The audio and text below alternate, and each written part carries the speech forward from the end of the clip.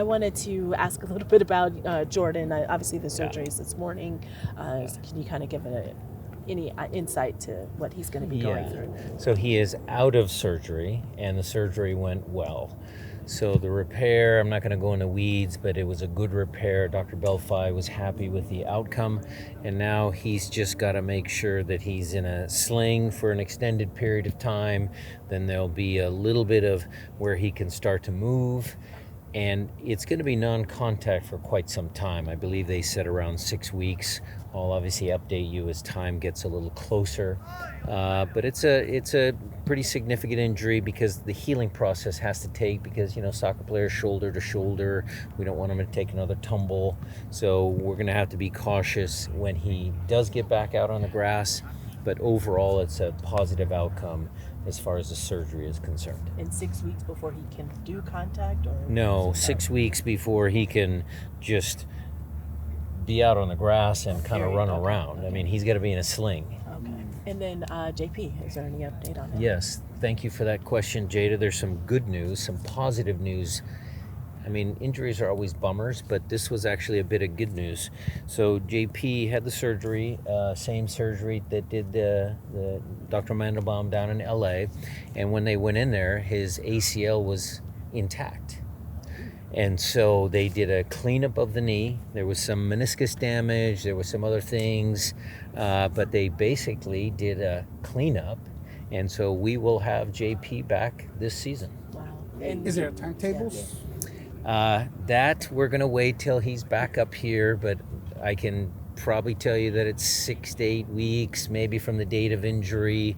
Had it just been a meniscus, which it was at the end, same timeline. That timeline didn't change. It was just a cleanup, and I'm just so happy, and JP's obviously very happy, and his teammates are happy. We let them know the news, and so that's good. Go ahead. Oh, well, I was just going to actually, with one thing with Jordan, though, how is he handling this situation?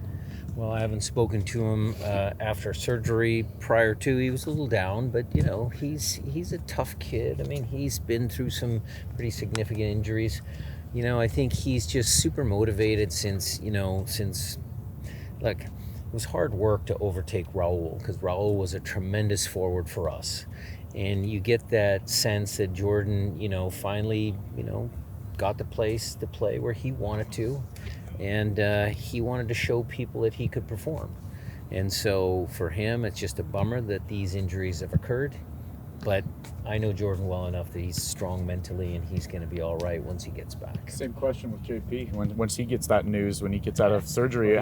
He was extremely happy. I mean, Matt and those guys, they've all talked to him directly. I have not spoken to him directly, but he's obviously in much better spirits, Jackson.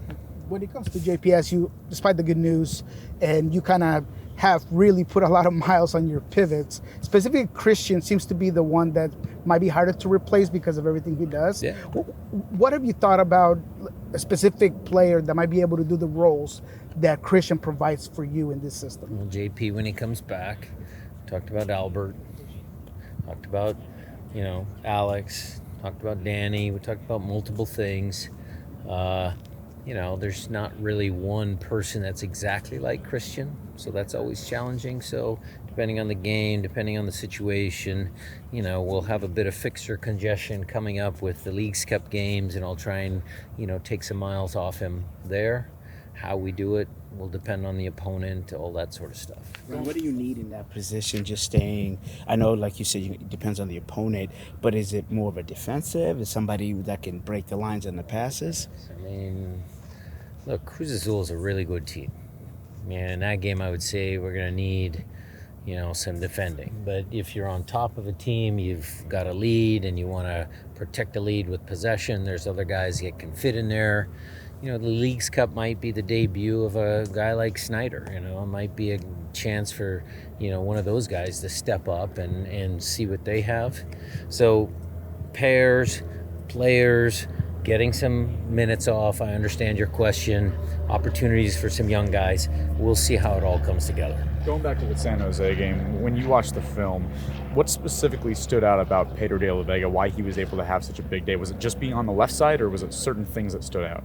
Well, I know everybody's happy with his debuting on the left side. The way San Jose plays with a 5-man back line and their best attacking option higher up the field attacking, I think that allowed Pedro a little bit more time and space. That was a direct tactic from us. Pedro was going to be the highest, widest guy because we wanted to pin Espinosa back. We wanted to make Espinosa defend. And in a couple of those moments where Pedro was kind of hanging out and he got those transition moments, where was Espinosa in those moments? He was higher up the field. So tactics worked right for the game. But having said that, look, let's be honest. Pedro had a really fantastic game. He was doing the work in training the last couple of weeks. He wanted to prove, and now he did it. Now he's got to come back and have a good game against Atlanta, and then he put himself in the conversation. He also looked really good with Reed, but you do have Nuhu back. Yeah. Do you want to see the Reed-Pedro combo again against Atlanta, or what are you doing? Well, we're still working on the final lineups. Obviously, Nuhu is available for selection. So we'll see. We'll see how that plays out. A lot of conversation today after training about, kind of what our thoughts are towards Atlanta.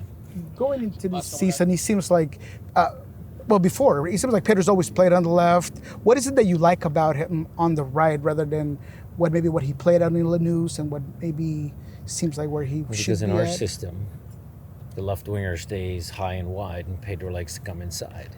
And Nuhu was not a attack-minded left back. So what happens, to Jada's point there, was when Pedro gets the ball and he comes inside, you need an attacking left back. Well, on the right side, he was able to come inside, play in the pocket, which he can do, and we'd get Alex or Kalani or someone a little higher up the field. So his time at Lanús, he played many games on the right, and it's just a matter of time to get Pedro in his best right position based on the entire team. It's not just one guy, it's a team sport. So he's done a great job of making it known that he wants to get more playing time. Ryan, You're how much going to is have... it in terms of, I know maybe they already know it, but the message of consistency. We've talked about several players that have really had 1 or 2 games, but how important is it for them to continue to do that? Consistency is an interesting question in the vein of an individual performance. Yes, they have to do that to keep their place in the team. You just interviewed Jesus. I think he's been pretty consistent over the last bit of time, and he's been very good. Now, I would say consistency as far as the squad is concerned. I mean, we got 11 games left plus the Leagues Cup. So we're going to have to find a consistent lineup because, the games were exciting, 3-2 and then 3-3 and then 3-2, they were exciting games. But the back line, the consistency on the back line or lack thereof, and, Andrew filling in for Steph, I mean, we need to get some consistency in the group. And that's why I'm making these choices with Pedro and some of the other guys that are playing well and coming back from injury. It's going to make my job a little harder. Wanted to ask about Asaze. Has he? He'll get some chances. He will absolutely move up, Jada, and I can tell you he'll probably get some chances in the Leagues Cup for sure. One thing that stood out of your press conference for me was that you alluded to having more freedom within the limitations and pockets that you like to discipline and have your players play under, because you kind of made the attack more fluid. That's what I perceived out of it. Does Pedro give you more of that, like freedom, creativity when it comes to that specific left role? Well, Pedro does like to go around the field a little bit more, and we're going to allow that. But if he plays on the left, his starting position is going to be highest and widest up on the left. And then as the game progresses, there's some interchange. But the main interchange is mainly with Albert, Obed, and Jesus in those pocket areas. That's where we can get a little bit of a rotation. It's not to say that Pedro can't go there either. And Reed or Nuhu filling up some of the gaps that he does. But there's just the way we structure the team, there's certain responsibilities that the group has, and Pedro's picking those up pretty well. Thanks, guys. Thank you. Thanks everybody. Sorry, Kev.